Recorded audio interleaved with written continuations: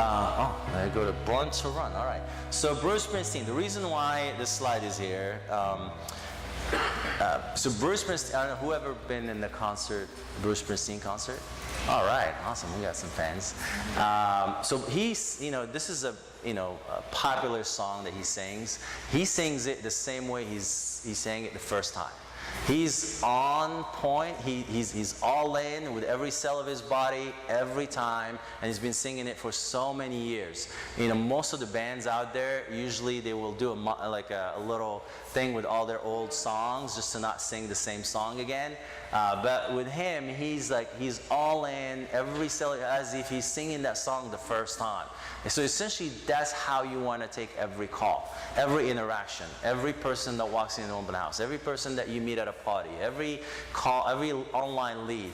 You want to talk to them like as if you were sitting in an open house for 2 hours with no one, and then that person shows up. You get so excited and you want to talk to them. You want to know everything about them. It's the same thing with online. You want to do the same thing. If you're prospecting and using a Mojo dialer and you're getting 40 contacts, every contact is unique, and you want to be excited and you want to be all in and you want to be high energy and positive, so you can make that connection and make that impression. And just for goodness sake, just to put some good energy out in the universe, it always comes back.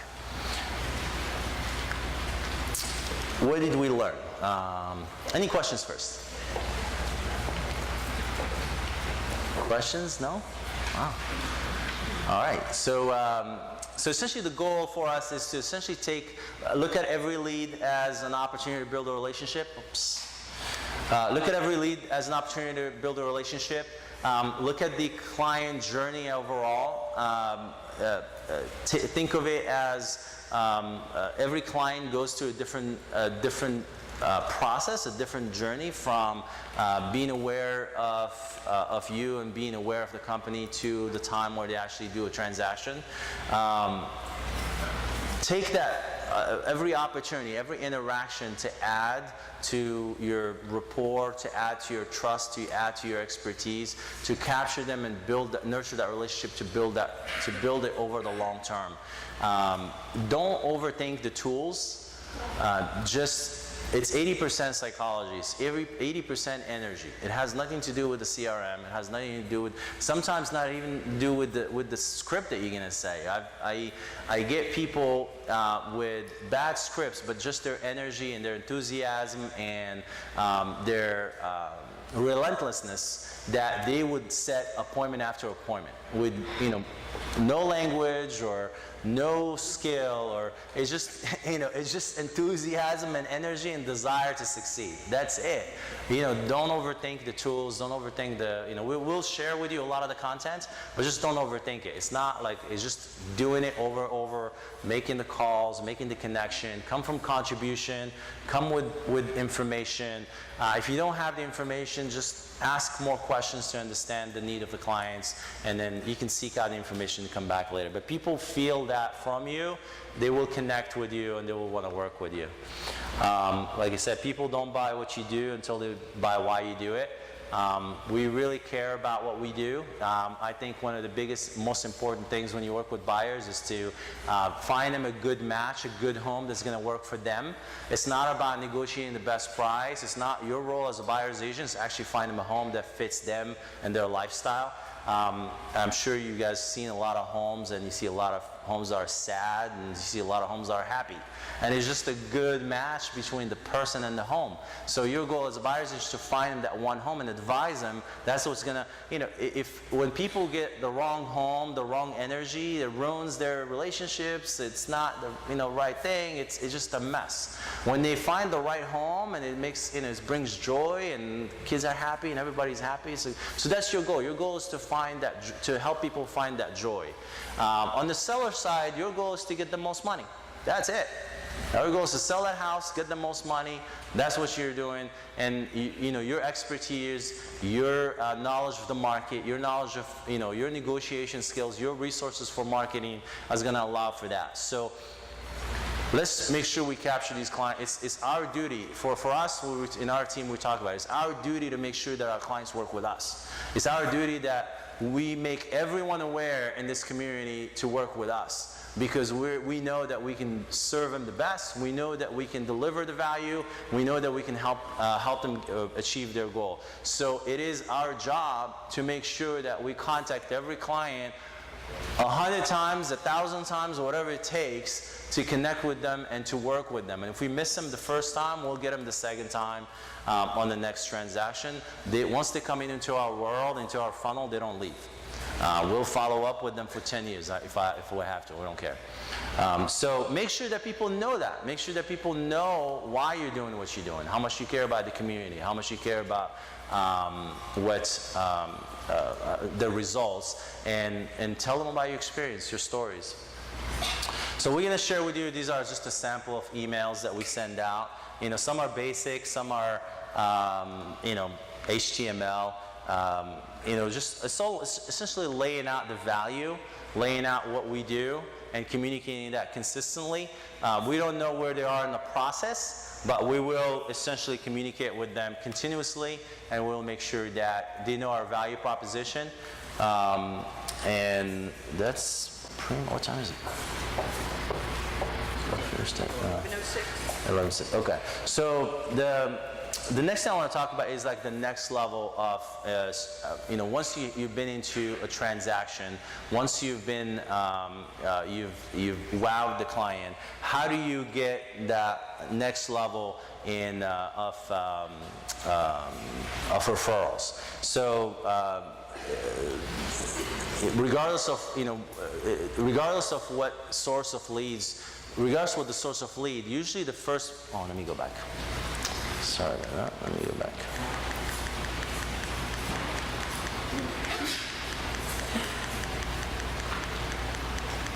There you go.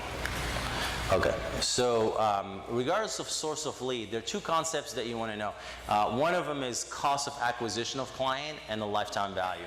So whether you're doing open house or prospecting or buying leads or whatever that source is, there's cost to it.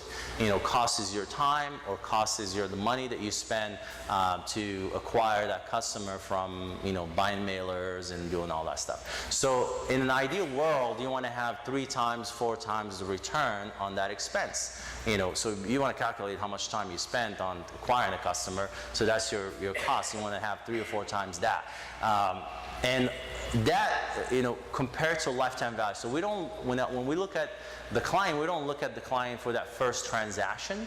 So let's just say client sells a house for $600,000. Your commission is $12,000, $15,000. We don't look at that one transaction as that's the value. We're looking at, you know, that we're looking at generating referrals from probably at 30 to 40% of our clients. So it's not one transaction, maybe 2, maybe 3 with that client. So how much am I willing to spend to acquire that first client?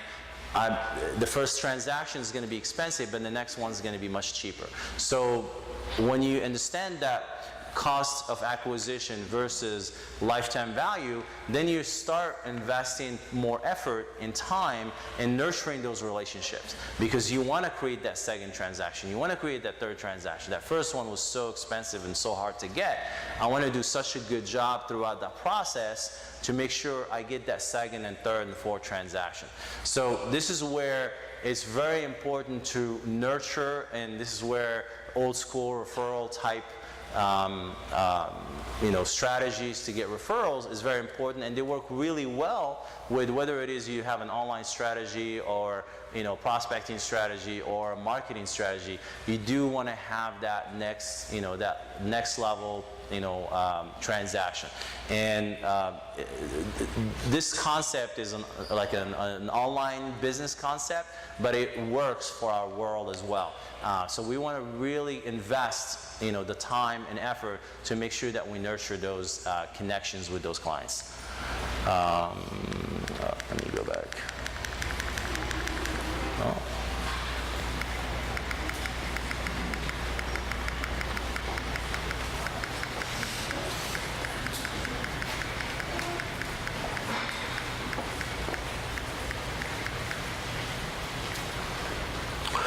So one of the, we talked about it earlier. One of the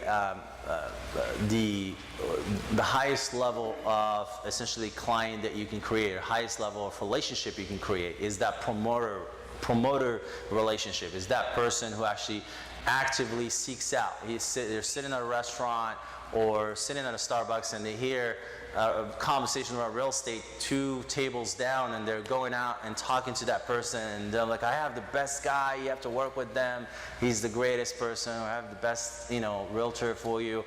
So that's the highest level of client you want to create. And how do you find them and how you nurture them? So in order for you to do that, you want to go through your database. You want to go through your clients that you've worked with, and also some of the clients that may have engaged with and interacted with but didn't do a transaction with. So the first thing you want to do, you want to filter through those relationships. So the next level, essentially, if you find those, you're not going to have that many. You're probably going to have 2, maybe 1. You want to go through essentially their social graph, which means you go through their social network, their LinkedIn, and you look at people that you think you're going to engage with and you interact. And essentially you ask for introductions. As a person, hey, can you introduce me to so-and-so? Because what happens is that most people will go to a person and just ask, hey, who do you know is thinking about buying? Hey, who do you know thinking about selling? Most of the time say, oh, I'll let you know. I'll think about it. And they never really do anything about it. So you want to actively, unless you want to pester them doing it all the time, which I did in the past, and it works, but it's not as effective. You want to actually seek out introductions, or join them into events, or do things to be able to tap into. Or you may have to seek out someone who's well connected within their network that's going to be your access to other people. So that's the next level, creating people that are promoting your business and promoting you as an agent. And then ask for the intro, caliber the intel, and be the best. Oh, be bespoke. Be bespoke means be unique. Deliver value proposition that are unique to each of the clients, and create a wow experience from that standpoint. We communicate with every client every pretty much 6 months. We can connect with them in terms of trying to understand what their needs are and where they are with their home. We have a wonderful person in our office that just calls people as soon as they go into escrow. She will ask how they are, how their experience is. And if you're an individual agent, you can just ask another agent within your office and just have them call. It will make a big difference, from their experience standpoint. Just have someone call, hey, I just got into escrow with this client. Can you call them and see how they're feeling? Because a lot of times they won't tell you things, or they'll say more things to the other person. So just, hey, how's your experience with so-and-so from 1 to 10 without using a 7, how do you rate it? Because 7 is the easiest way to, just give a weak review. So if it's not an 8, then you might want to call and ask, hey, what's going on? So you want to understand, where your clients is at all time. So as soon as you go to an escrow, you call. Usually we like to call right after the repairs. Right after the repairs, it's usually stressful. The repairs are usually stressful, and it comes around the appraisal as well. So we usually like to call around that time to find out how they're feeling, where they're at. There's nothing wrong with them being stressed. It's just part of the process. And it just gives them a way to vent if they're not happy. And I can tell you that we get more referrals from people that are pissed than people that are happy. I don't know why, but we do. And we still follow up with them regardless. So call and find out. And then at the end of the closing, obviously you call again and you find out what their experience is like. And then usually 3 months after, 6 months, 12 months, and then we call every 6 months after that. We'll call at a birthday or something. We'll send chocolates, and we try. We're not really kind of like a networker group, but we try to automate as much as we can, and we try to systemize as much as we can. Networking is not our strongest suit. But we try to systemize things so they don't fall in the cracks. So it's very important to just nurture those relationships, because that's what's going to continue to build your database and create referrals in the future.